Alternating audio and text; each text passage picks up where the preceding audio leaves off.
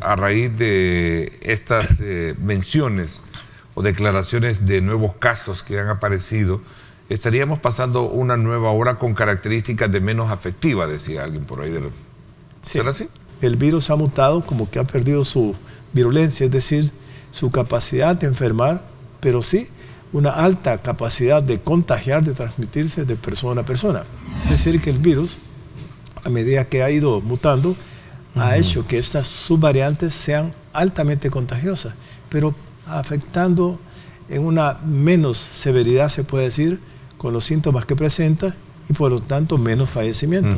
Pero tenemos que recordar entonces que la cantidad de pacientes enfermos, ya sea leve, moderada o que están graves, también va a estar en relación precisamente con las campañas de vacunación. Pero en este caso, cuando se ha mencionado de una quinta ola, prácticamente en todo el mundo se han dado ya las olas tercera, cuarta, y están hablando de quintas. ¿Y por qué se dan? Precisamente porque una vez ciertas subvariantes han hecho su efecto en el mundo, como que toda la gente va adquiriendo cierta inmunidad para eso. Pero como viene una nueva variante a la cual no nos hemos expuesto previamente, las personas somos susceptibles nuevamente. ¿Qué quiero decir con esto? Que toda persona, ya sea que ha sido vacunada con sus 3, 4 dosis, y aquellas personas que ya les dio 1 o 2 o 3 COVID, todavía son susceptibles a que les dé prácticamente otra infección por el virus. ¿Por qué? Porque esa calidad de mutación que tiene el virus permite entonces que nosotros seamos susceptibles a esta infección, y por lo tanto no es de extrañarse que se esté hablando de otras olas para el futuro cercano. Y lo que puedo decir que en las últimas semanas hay mucha gente que ya no está consultando. ¿Y sabe por qué? Precisamente porque las personas saben que el comportamiento desde el punto de vista de expresión de la enfermedad en estos días, a través de estas subvariantes que están, que es la BA1 y la BA2, ha hecho que la gente se confíe mucho, pensando que la vacuna le protege el 100%, lo cual no es cierto. La vacuna simplemente es para hacer que la persona, si le da el COVID, que sea una forma leve y que no vaya a parar al hospital. Al confiarse, en primer lugar no están consultando. Si ustedes ven las cifras posiblemente de las consultas que se dan, son aquellos pacientes que se sienten muy mal. Pero aquellos que se presentan con la enfermedad en una forma muy leve, no la consultan.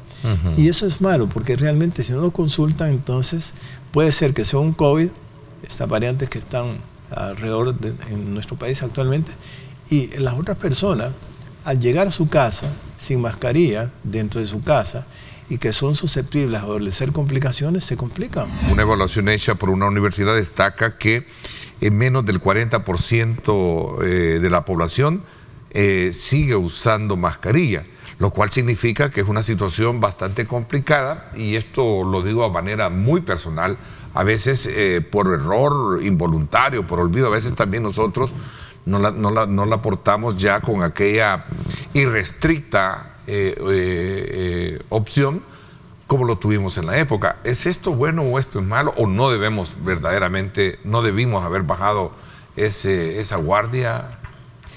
Si el gobierno toma la decisión de decir, úsenla, pero no en forma obligatoria, hay todavía un buen porcentaje de la población que quedó educada de la forma como la mascarilla funciona. Es decir, previene no solamente el COVID, previene cualquier otro estado catarral de los que hemos mencionado ahorita, incluyendo la influenza, porque es a través de la vía respiratoria que se pasan estas enfermedades, y por lo tanto, si ese 40% o lo contrario están utilizando o no la mascarilla, qué bueno que la persona la siga utilizando, porque de esta manera se está protegiendo a sí misma y protege a su familia, llevarle otra enfermedad viral a su familia. Pero sí es importante recordar que el uso de la mascarilla, recuérdense que desde el momento que hubo las pandemias de influenza hace años, hace 100 años y después hace como 50, 40 años, las diferentes pandemias que se dieron por influenza, lo mismo está sucediendo con el coronavirus. El coronavirus, con esa tendencia que tiene a mutar y persiste las diferentes variantes afectando a la población, significa que no se ha ido, el virus está presente, y por lo tanto está presente, las medidas se imponen siempre. El tema de la vacunación ha sido una barrera importante. Correcto. Para evitar mayores desgracias de las que podemos hablar ahora. Correcto, está descrito que precisamente poblaciones que tienen una tasa baja de vacunación son más susceptibles a tener la enfermedad, y eso permite que a medida que se esté infectando la persona, hay más posibilidades entonces de que haya nuevas mutantes. Por eso se dice que a una población con altas tasas de vacunación, menos posibilidades que el virus afecte a la población, pero también menos posibilidades también de que el virus se desarrolle entre las personas y por lo tanto menos posibilidades de que se desarrolle nuevas mutantes. Que una buena parte de la población ya ha sido afectada o ha sido vacunada y entonces se atenúa prácticamente la pandemia, pero viene una nueva subvariante y esto empieza porque si somos susceptibles entonces que nos haya dado COVID o no y que hayamos tenido vacunaciones, hace que nosotros aún seamos susceptibles a las nuevas variantes que vienen. Permite entonces decirlo tácitamente que esas picos, subidas y bajas que tenemos son debidas precisamente al comportamiento del virus que tiene esa tendencia de mutación.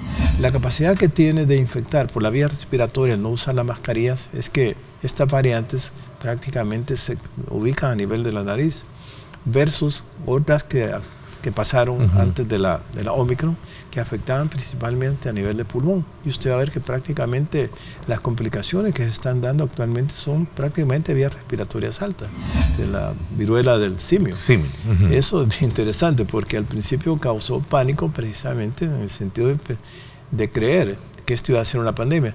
Difícilmente lo iba a hacer por los mecanismos de transmisión que tiene, entonces todo el mundo pues ya sabe que puede porque estábamos asustados alrededor de ese tema.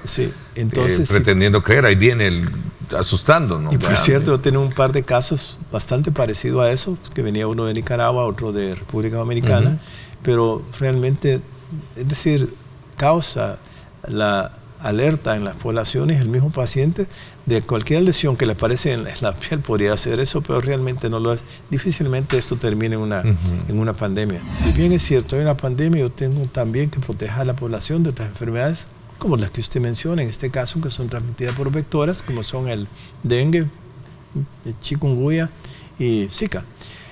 Si lo hablamos en términos generales, y esto está hablando de lo privado, lo que sí estamos viendo es un aumento del número de casos, sobre todo de dengue. Pero no he visto yo a este momento, y creo que las autoridades no han mencionado también que el número de casos de Zika y chikungunya vayan para arriba, sino que prácticamente estamos hablando de dengue. Yo creo que prácticamente con lo que el gobierno ha estado haciendo ahorita me da la impresión que tal vez no se ha dado la alza terrible que hemos tenido en años anteriores, con un descontrol prácticamente de lo que es una epidemia por dengue.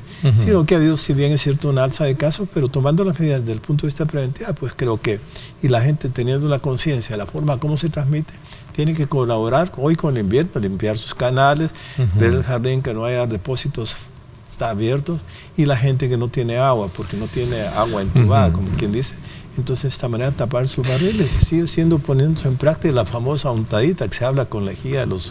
a los barriles, a los recipientes. ¿Cuál es la diferencia entre el Zika y el chikungunya? Son varias.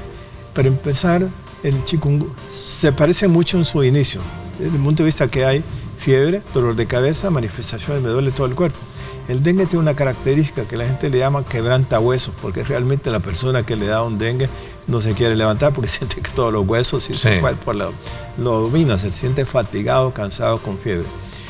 Una de las diferencias entre chikungunya y Zika es, en primer lugar, el Zika da un rash, una erupción en todo el cuerpo, inclusive con ojos rojos, y sobre todo pues se afecta a las personas embarazadas. Mucho cuidado porque sabemos que hay manifestaciones que se dan en el feto, el recién nacido puede tener manifestaciones propias del Zika. Si hablamos del chikungunya es diferente. Tal vez, si bien es cierto, hay una erupción y hay fiebre parecido al Zika y al dengue, pero finalmente después que ha pasado, el problema es que esas personas pueden quedar con dolores, con artralgias, dolores articulares que pueden persistir meses, inclusive hasta 3 años. La persona como que tuviera un rebote de dolores articulares y son consecuencia de un chikungunya. Bueno, importante conocer en perspectiva un poco, ya que teníamos días de no conversar sobre el tema directamente, una evaluación de cómo se ha venido desarrollando hasta este día. Son alrededor de 84 días el régimen de excepción, ¿sí? Sí. Y cuáles son, sin duda alguna, los resultados, como lo hemos visto en exposiciones, en entrevistas, ha sido muy positivo. Pero aspectos más relevantes de esto, antes de entrar un poco en detalle del proceso de, digamos, de prórroga, sería la tercera prórroga que estaría entrando en vigencia, entiendo, de acuerdo a las voces que se escuchan, ministro. ¿Por qué es importante el Plan Control Territorial? Porque naturalmente en su fase 1, 3 y 4 es la que nos permite venir preparando todo este escenario. Pero antes de eso es, con la fase 1 y 3, lograr sacar a El Salvador de los países más violentos. Esta guerra en contra de las pandillas no se hubiese podido planificar en cada una de sus fases, porque cada mes del régimen de excepción, desde su implementación, tenía sus objetivos. Todos estos fracasos anteriores, ya desde allá por el 2002 con el lanzamiento del plan Mano Dura, luego retomado como el plan Super Mano Dura, luego lo nefasto que hizo Mauricio Funes, pactar con estas estructuras y sobre todo generarles a ellos esa identidad de sus tatuajes, ¿ya? Porque durante el gobierno de Mauricio Funes, ya desde Super Mano Dura, habían empezado a decir, mira, no nos tatuemos, pero ellos regresan al tatuaje en el pacto mafioso que hizo Mauricio Funes con las pandillas. Pero ¿qué significaba ese tatuaje en las comunidades? Era el mando, era el sometimiento de las comunidades a ese emblema, a esa pintura en la piel. Invitaron a la OEA a ser parte de esa tregua mafiosa oscura, disfrazándola de que era un acuerdo entre las pandillas y que el gobierno simplemente era facilitador. Pero Sánchez Serén se da cuenta de eso, pero comete un error más grave todavía, que es utilizar las instituciones para salir a responder fuego con fuego. Y eso es lo que vimos durante la presidencia de Sánchez Serén, que institucionalizó los grupos de exterminio desde nuestra policía, desde nuestro ejército. ¿Ya? Entonces, todos esos 4 componentes nos dejaron algo visible, y es toda la data y todos los registros y todos los récords de toda esa cantidad de criminales, pandilleros que venimos capturando desde finales de los 90. Dentro de todas estas más de 41,000 capturas,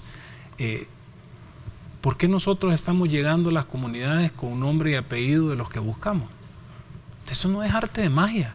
No es como decía alguien ayer, que esta campaña fue sacada de la manga de la camisa. No. Los cuerpos de seguridad que hoy tenemos en este gobierno distan muchísimo de los cuerpos de seguridad de los que conocimos antes de la década de los 80, durante la década de los 80 y post década de los 80. Venimos de un gobierno anterior, o sea, hace 3 años y medio, nuestras fuerzas del orden, nuestras instituciones andaban respondiendo fuego contra fuego. Entonces aquí viene la coherencia que te menciono. ¿Cómo es posible que nosotros ponemos al centro al ser humano y respetamos incluso la vida de estos terroristas que han bañado de luto no solo a la sociedad salvadoreña, sino a nuestras comunidades policiales y militares, porque también hemos sufrido como instituciones el embate de esta cultura de la muerte de esto? Ningún país de América Latina le ha ido bien poniéndole atención a todos estos organismos internacionales que lo que vienen es a diseñar estrategias para que nunca salgamos de la zozobra, de la inseguridad como pueblos soberanos. El diseño del sistema de justicia penal estaba hecho, diseñado para que no saliéramos. ¿Hasta dónde podemos llegar a tener información pública? Porque sé que esta es información muy reservada, muy estratégica, ¿no? Sí, digamos que todo esto es lo que nosotros analizamos ya desde más o menos desde 2018, 2019, ya se notaba cómo algunos miembros pertenecientes a estas estructuras terroristas, al tener una acumulación de órdenes judiciales, buscaban el área rural para ocultarse. ¿Ya? Entonces, ese fenómeno vino, se fue desarrollando. Ahora, al haber nosotros tomado el territorio donde ellos supuestamente ejercían una función coercitiva sobre nuestras comunidades, entonces ellos están buscando el área rural con más incidencia que antes, porque antes era aquellos que acumulaban una serie de órdenes de captura judiciales, se iban a montar estos campamentos. Ahora, naturalmente, no necesariamente son estos. Otros también han emigrado para México. Muchas de esas sillas que tenemos pendientes, sabemos que están en México, y que desde allá están girando instrucciones de manera cobarde. Por algo tienen mucha similitud con el FMLN. Sus líderes huyen y dejan aquí a sus vasallos recibiendo órdenes, pero no son ellos los que están poniendo el pecho, porque los líderes, al igual que muchos del FMLN que están en Nicaragua, otros en México, curiosamente los líderes de las pandillas de esta estructura MS también están en México.